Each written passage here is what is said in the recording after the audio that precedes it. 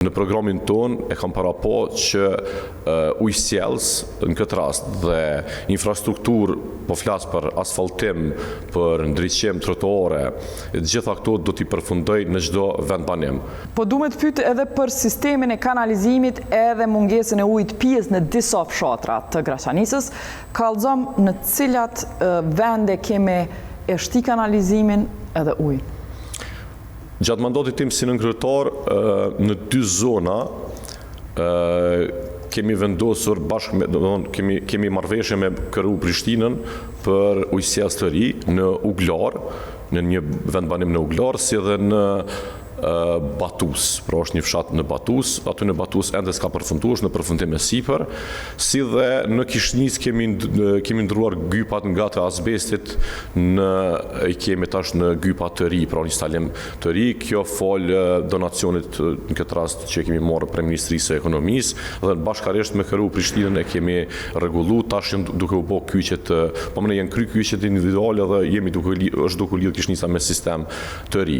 Unë në premtimin tim në programin ton e kam parapo që ujësjellës në këtë rast dhe infrastruktur, po flas për asfaltim, për ndriçim trotuare, të gjitha këto do t'i përfundoj në çdo vend banim.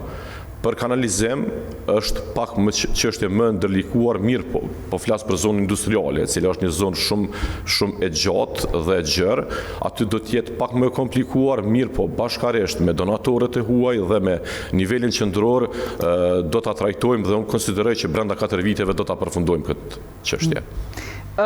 E përmende trafikun urban, kur e themelon qëtë kompani? Unë mendoj që brenda mandatit do ta themelojmë ndërmarrjen publike. Sa autobus kemi i bolë otrem?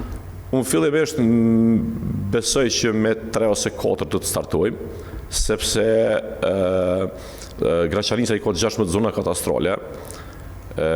Konsideroj që s'kemi mundësi fillimisht me pas më shumë autobus, rëndësishme është të themelohet ndërmarrja dhe t'i kemi autobuset tanë, pastaj bashkërisht me Prishtinën, në këtë rast me komunën e Prishtinës, do të bëjmë marrëveshje, sikur kjo që ka funksionuar me Graçanisë dhe Kishnis, që është pra linja 19, me numër 19, do të bashkëveprojmë dhe do ta rregullojmë këtë çështje, sepse është një kërkesa më të mëdha, kryesisht i të banorëve serb, po dhe atyre shqiptar nëpër zonat e Graçanisës. Pra edhe është kostoja shumë e lartë, që aktualisht banorët serb në këtë rast, edhe punëtorët e komunës e paguajnë, po dhe ata që punojnë në Graçanisë nga fshatrat Tazom, Suhadall apo më larg. Leotrem, sa drejtori udhëhiqin sot për grave, sa kemi i bote?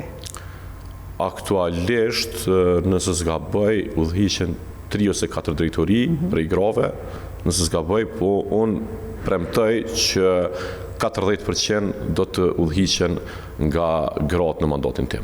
Faleminderit.